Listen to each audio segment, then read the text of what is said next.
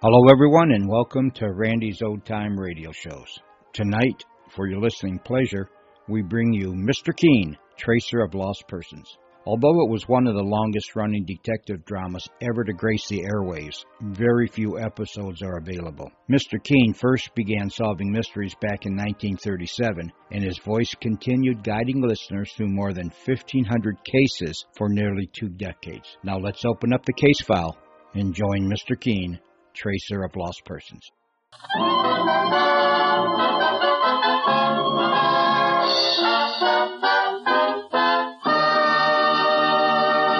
Mr. Keen, Tracer of Lost Persons, is on the air.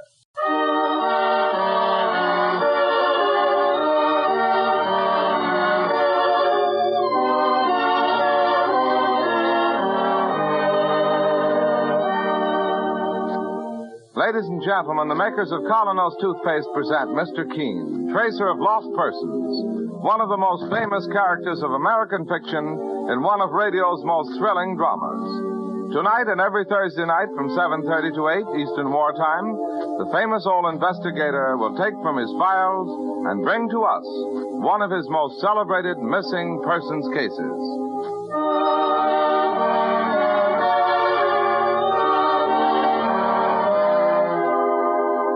But first, if your teeth are not every bit as bright and lustrous as they should be, resolve right now to bring out the natural sparkle of your smile with Colonos, a high-polishing toothpaste. You see, the new Colonos acts on your teeth as a jeweler's polish does on tarnished silver, safely, gently removing dingy surface stains, thereby uncovering the full natural sparkle of your smile. Ask your druggist for Colonos, K-O-L-Y-N-O-S, Colonos toothpaste.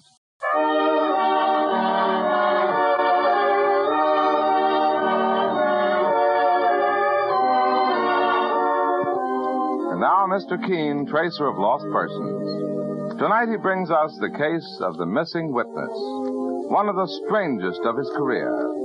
A case in which murder, 3 beautiful women, and a fashion show are all strangely mingled. But listen now. As our story opens, a man is seated in a chair. Across his head slants a bar of sunlight, and on his face is a completely incredulous smile. He rises slowly to say, "Don't be a fool, my dear. Put it down before you hurt yourself. Can't you hear me? Stop this ridiculous play acting. Put it down, I say." You really did it. I didn't think you had it in you. Not you.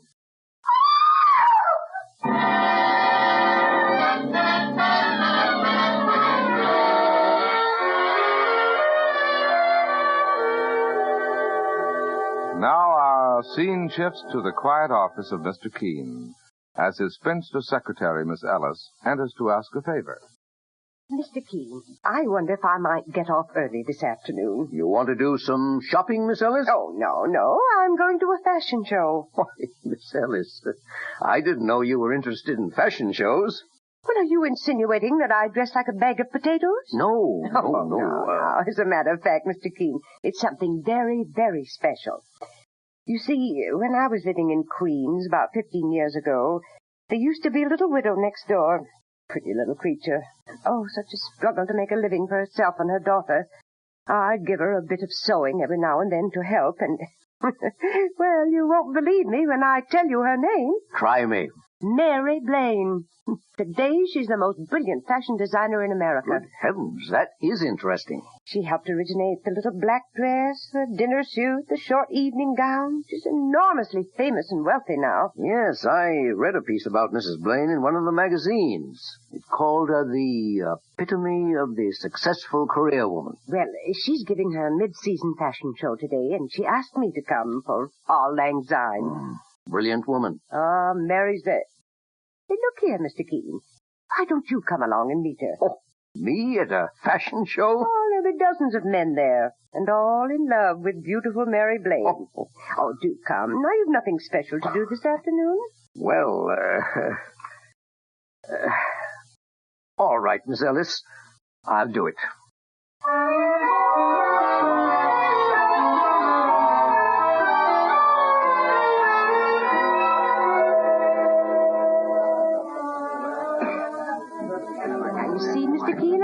will there be lots of men?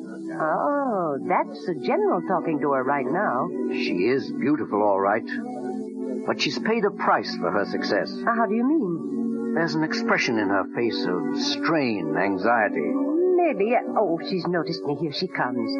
Isn't she stunning in that little gray number?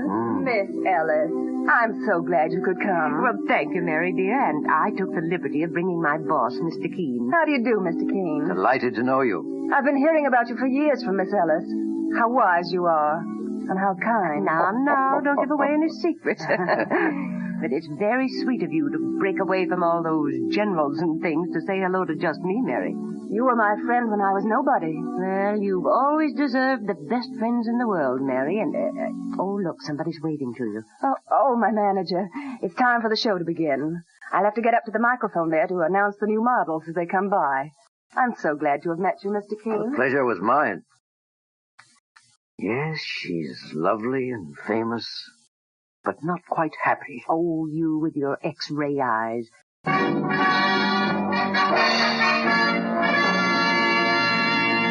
Well, here starts the fashion parade, Mr. Keene.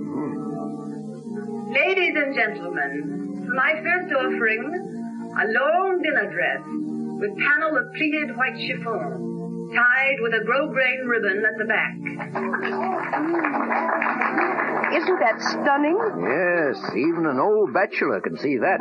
Especially an old bachelor. You know, it's funny. I don't see Eric Plummer here, Mr. Keene. Eric Plummer? You mean the portrait painter? Yes, and gay dog #1 of New York. Oh, they're good friends, Miss Ellis? He's been infatuated with Mary for some time. You mean he and Mrs. Blaine are going to marry? Well, Mary's a strange one, Mr. Keene. Never quite sure whether men love her for herself or her importance.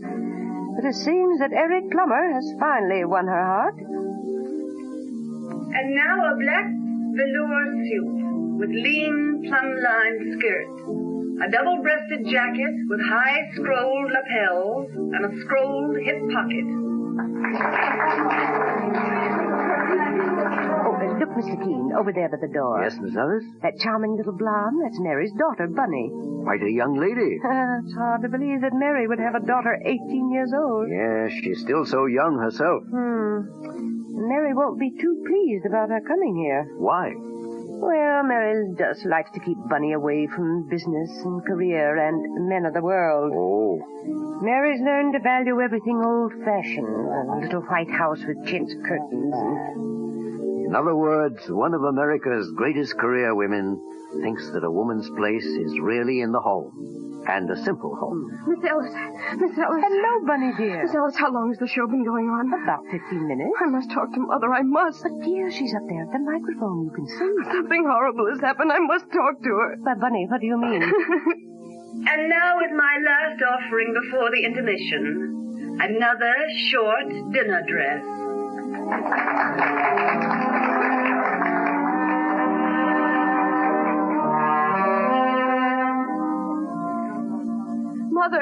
Mother. She's seen you, Bunny. She's coming this way. Oh, now, dear, try to quiet yourself. And here, let me introduce you to Mr. Keene. How do you do, Bunny? Mr. Keene, you're the famous detective. I am an investigator. Well, maybe you can do something about this horrible thing. What horrible thing, Bunny? Hello, Bunny, dear. Mother.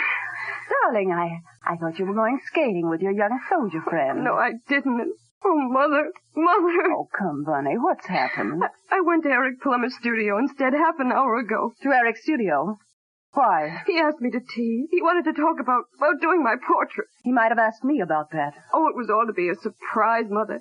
Eric said it would make me the toast of cafe society. I'd become glamour girl #1 of 1944. Oh, my dear. You should have gone skating. Bob Martin is such a fine boy, and his furlough will be up soon. Mother, I still haven't told you what happened. If you'd rather we left you alone. Oh, no, Mr. Keene, please stay. I beg you to. Well, what has happened, Bunny? When I got to the studio and rang the doorbell, a policeman came out. A policeman? He asked me all sorts of questions because you see, Eric's been shot. Shot? Heavens. Through the head. He's dead, Mother. He's dead. Oh, how utterly horrible. The police said there weren't any clues at all. Oh, imagine anybody killing a wonderful man like Eric Plummer. It's ghastly. Ghastly. I want to find the person who killed Eric. I want to make them pay. And that's why I thought maybe Mr. Keene Yes, Mr. Keene. In a situation like this, you'd know exactly what to do. But if the police are already on the case... Well, one moment, please. Bunny, go over to Mr. LaRue and ask him to announce the rest of the show. All right, Mother. And you, Mr. Keene, would you please step into my office with me? Oh, forgive me, Miss Ellis. Oh, it's quite all right, Mary. Here, Mr. Keene. Thank you. Well, my dear? Mr. Keene, Bunny's news did not altogether surprise me. Really? In fact, I know very well who killed Eric Plummer. You do? But first, Mr. Keene, I've heard you're the cleverest private investigator in this country. Thank you. Do something for me, please. Go to Eric's studio. Examine all the evidence. And when you come back... Yes? I'll tell you who killed Eric Plummer.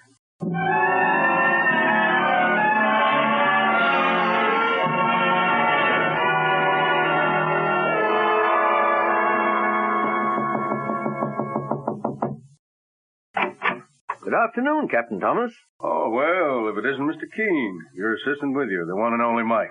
I'm glad to see you both. Good day to yourself, Captain. You're handling the police investigation, Captain? That's right, Mr. Keene. Come in. Thank you. Well, what brings you here, if I may ask?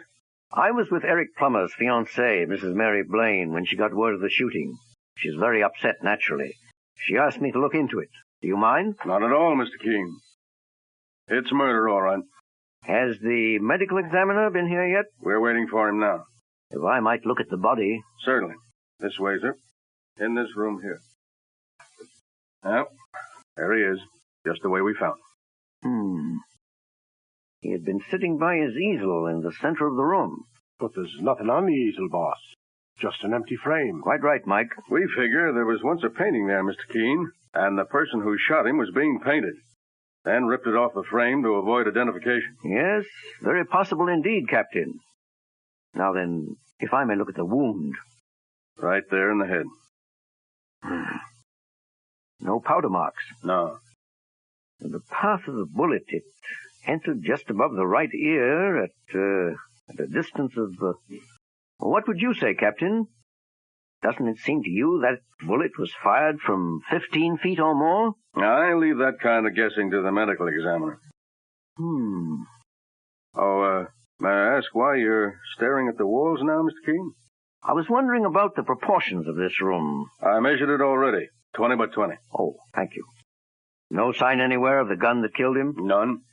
May I ask how you learned about the shooting? Through a neighbor. The shot resounded pretty loud in the air shaft back of that window there. And the neighbor who heard it? The gal who has the studio in the back.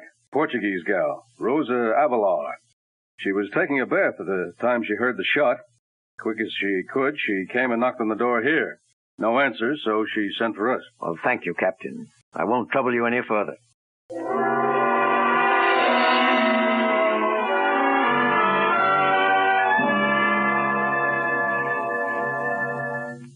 Rosa Avelar. This is her daughter. All right, Mike. Wait for me on the landing below. I'd rather go in alone. Okay, Mr. Keene.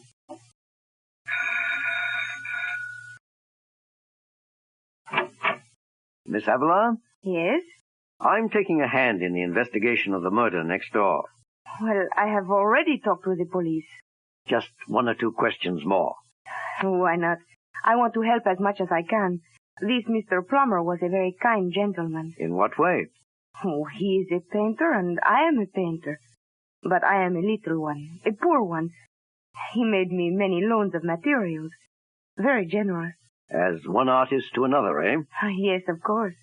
Well, what I'd like to know is, did you see who entered his studio in the hours before he was shot? No. I am busy painting a flower piece. That one there? Yes. It's lovely. You like it? Very much. I presume you're working from that vase of roses on the windowsill. Yes, that's right. Well, now, after the shooting, did you hear anybody running from the studio? Well, I am not sure. You see, I am taking a bath with the window closed. I hear a loud noise like a shot, but nothing else. Thank you. Sorry to have troubled you. No trouble at all. Well, Mr. Keene? Mike, I'd like you to check something for me right away. Why, sure, sir. While I go back to see Mrs. Blaine, I want you to dig up the landlord of this house and, just as routine, check on these points.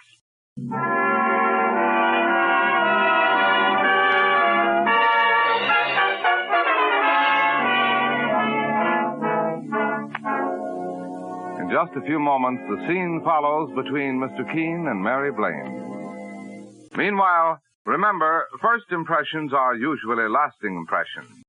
People judge you by the way they see you. They decide almost at once whether they want to know you better or not. And one of the greatest factors that influence everyone you meet is your teeth. If your teeth are dull and discolored by surface stains, chances are 9 times out of 10 that others find you unattractive. That's why I want to tell you about the new Colonos toothpaste. It's a high-polishing toothpaste. Thousands more people every day are discovering it does wonders in helping to remove from the teeth those dingy-looking surface stains, so that the natural sparkle and brilliance is revealed. What's more, Colonos is delightfully pleasant to use, because it leaves your mouth feeling tingling clean and refreshed. For its action is like a jeweler's polish removing tarnish from a piece of silver. So if you want a smile that makes a good impression, that adds to your charm and personality, try the new Colonos toothpaste, a high-polishing toothpaste. Get Colonos, K-O-L-Y-N-O-S, Colonos toothpaste at any drugstore tonight. And now Mr. Keene faces Mary Blaine, Eric Plummer's beautiful and famous fiancée. Here, Mr. Keene, sit down. Thank you, Mrs. Blaine. You went there. You examined the evidence. Yes, I fulfilled my part of the bargain. And now I'll have to fulfill mine. Well, my dear, you said you knew who killed Eric Plummer. I did, Mr. Keene. I killed him. You? I fancied you'd say that. Oh, not because I'm shielding anybody else. Please don't get the conventional idea that my daughter, that Bunny, perhaps... No. But if you did it, why did you send me back to look at the evidence? Because I hoped and prayed that perhaps I didn't do it. Oh, I know all this sounds mad. Tell me the whole story. The whole story, Mr. Keene. I've given my best years to fight my way to the top. Now it's just one long nightmare of anxiety to stay there. Men flock around me. Why? For my money, my fame, or for myself? I can never be sure. When I met Eric Plummer, I knew he'd led a rather wild life, but he was a great artist in his own right. And when he told me he loved me, it sounded real for once. Or I hoped it was real. Yes, my dear. Go on. Lately he's been painting my portrait. Once I took Bunny to watch. That was a mistake. Eric went to work on Bunny with all his charm. A man old enough to be her father. I want to keep Bunny wholesome and natural, Mr. Keene. I asked Eric again and again to stop turning her head. Today, this morning, I went to sit for him again, and to have it out with him once and for all. I was sitting on the dais, and he was painting. He looked up and laughed. He said...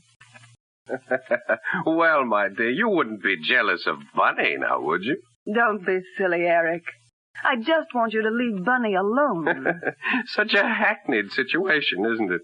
The poor man starts by falling in love with the mother, and then suddenly he sees that after all it's the daughter he loves. Eric, you don't love anybody. It's all a game with you. Ah, me. The eternal triangle. He'd taken that tone with me before, Mr. Keene. Laughed at me. This time I was desperate. I wasn't going to let him ruin Bunny's life. I brought along a revolver. I took it from my bag. Eric looked up and said... Mary, you're much too sophisticated for that kind of nonsense. You must promise me never to see Bunny again. Eric, I'm serious about this, believe me. Don't be a fool, my dear. Put it down before you hurt yourself. Can't you hear me? Stop this ridiculous play acting. Put it down, I say. You really did it. I didn't think you had it in you. And there he lay dead before you, Mrs. Blaine. Mr. Keene, will you believe me? I was horrified. I never really meant to pull that trigger. I only wanted to frighten him. And suddenly, he was dead. I suppose I should give myself up to the police. One moment. Before you do anything like that, what has become of the gun? Well, after I ran from the house, my first thought was to get rid of it. I threw it away. Where? There was a can of cinders standing in front of one of the houses. I pushed the gun inside and covered it over. That, my dear, was a great mistake. You went and buried your own best witness. Witness? Yes. To the fact that you never shot Eric Plummer. That I didn't shoot him? No. It was a physical impossibility. Why? Why do you say that? Better answer. Hello?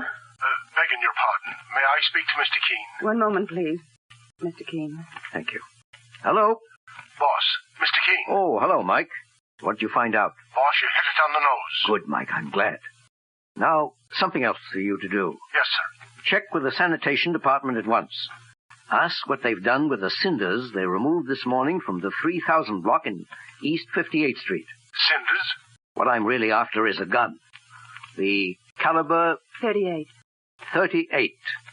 Mike, we must have it. Talk of a needle in a haystack. I know you won't fail me, Mike. Okay, sir. So you think I did not kill Eric? Strange, isn't it? That I have to get evidence to convince you of your own innocence. But if I didn't, who did, Mr. Keene? That, my dear, is another story, and a rather tragic one. Forgive me if I run along now.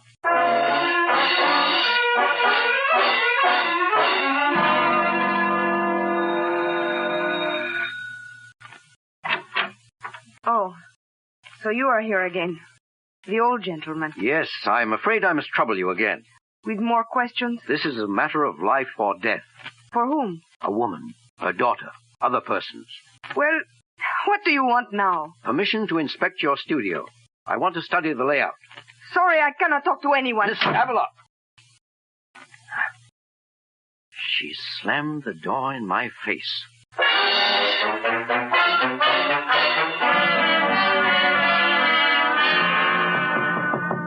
Come in. Good morning, boss. It's me. Not fit to stand in anybody's office. Why, Mike, you're all covered with ashes. Like a spectre risen from the grave. I've been digging through a mountain of ashes all night. Where? Oh, over on the East Drive. They were taking it for landfill. Did you find it, Mike? Here you are, boss. Good work. Have a look inside.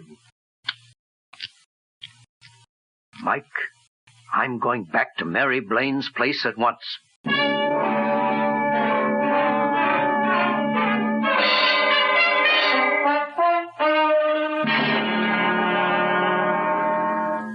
I beg your pardon, sir. Are you going in there by any chance to see Mrs. Blaine? Yes, Corporal. You are a corporal, aren't you? Yes, sir. Bob Martin's my name. My name is Keene. I believe you're a friend of Bunny's. Oh, I'm crazy about her. I came up on this furlough just to see Bunny. She locks herself away from me, won't come to the phone. I'm not sophisticated enough for her, I guess. I rather fancy she may soon have her fill of sophistication. Well, I just thought if you saw Bunny around inside I'll be there... glad to tell her you're here. Oh, thank you, and sir. too bashful to break in. Thank you. Oh, Mr. Keene. Oh, I've been waiting so anxiously ever since you phoned that you were coming. Can we speak somewhere privately? Of course. This door. Mr. Keene. Hello, Bunny. You have good news for us. Bunny knows everything. I told her. I don't see how I ever could have thought Eric was glamorous. Well, we found a gun, Mrs. Blaine. Look at it. It's mine. The one I tried to get rid of. Not one of the cartridges has been fired. You're sure? My dear, you couldn't possibly have killed him, and for many reasons. What do you mean? You say Eric Plummer was facing you when you aimed the revolver? Yes, Mr. Keene. But the bullet actually entered from the side of his head. The side? In fact, judging from the lack of powder marks, from the distance at which the fatal bullet was obviously fired, nobody inside that room could have killed him. Why, Mr. Keene? The room is 20 by 20. With Plummer sitting in the center at his easel, a person aiming the pistol with arm outstretched would nowhere have been more than 10 feet from him.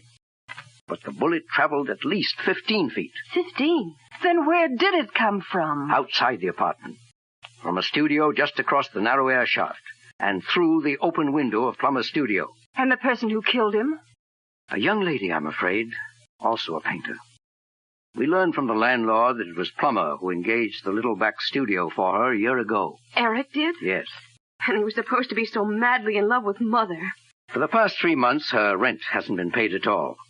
Plummer finally lost interest. The young lady, Miss Avalar, seems quite hot-tempered. Charm. Glamour. And in the end, murder.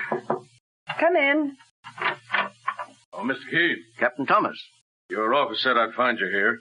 I have a message for you. For me? It was addressed to the old gentleman. We figured out that means you. From Rosa Avalar. Yeah. Read it. Old gentleman. You are very wise. You guessed the truth. Now I will save everybody's time by sentencing myself. Rosa Avalar. Oh, she committed suicide? Half-hour ago, ma'am. I'm sorry about this. Truly sorry. Well, that closes the case. I'll have to get along now and write the police report. Goodbye, Captain Thomas. Mr. Keene, how can I ever thank you? You were innocent, Mrs. Blaine. I was happy to be able to help you. Eric. Everything about him was so mean, so heartless. That reminds me, Bunny, I believe there's a boy, a very bashful one, who's hanging around outside. Oh, not poor Bob. Yes, poor Bob. A boy your own age, with 10 times the real glamour of a man like Eric Plummer. Oh, poor dear, he must be furious with me. No, just dying to see you. And my dear, whenever you're tempted to see glamour in a man like Eric Plummer, remember that all that glisters is not gold. Often you have heard that told. Gilded tombs do worms enfold. How terribly true. I've realized it for a long time. And now, so do I. All right, Bunny. Run along with you and make that poor, bashful soldier happy.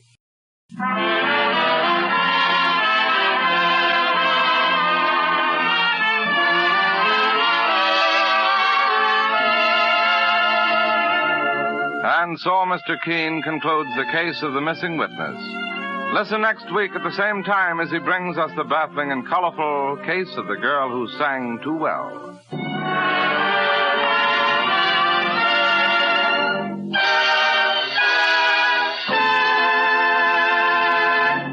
Every girl and woman knows that in order to be popular today, one of the most important things she needs is an attractive smile. A smile that reveals clean and sparkling teeth.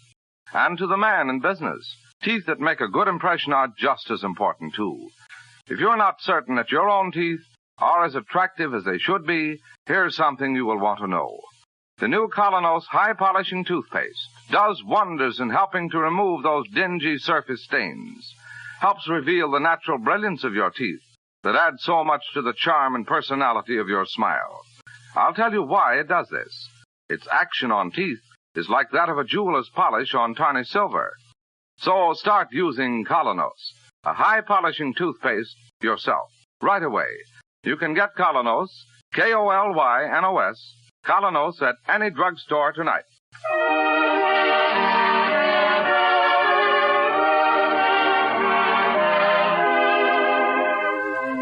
You've just been listening to Mr. Keene, Tracer of Lost Persons.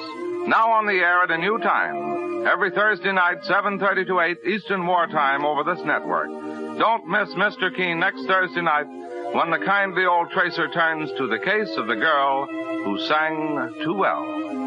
This is Larry Elliott saying good night for the makers of Colonos Toothpaste and Mr. Keene, Tracer of Lost Persons.